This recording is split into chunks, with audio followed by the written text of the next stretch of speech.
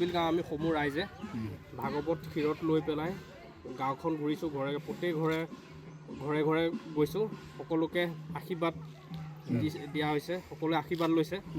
আৰু আজি এই ফাকুৱা ৰঙৰ উৎসৱৰ সকলোৰে আমাৰ গোটেই গাঁওবাসী ৰাইজৰ মংগলৰ কামনাৰে আমি উৎসৱভাগ পালন কৰিছোঁ। ইয়াৰ লগতে গোটেই আমাৰ অসমবাসী ৰাইজৰ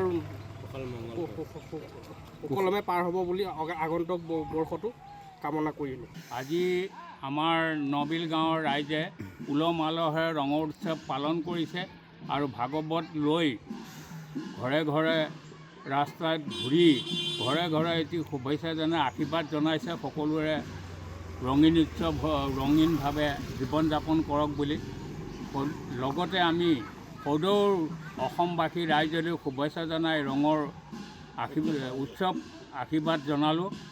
লগতে সকলোৱে যাতে ভালে কুশলে থাকক বুলি আমি আশীৰ্বাদ প্ৰদান কৰিলোঁ। এয়ে আমাৰ ফাকুৱা উৎসৱৰ কামনা কৰি পেলাই আমি আপোনাৰ ৰাইজক সান্তনা দিলোঁ।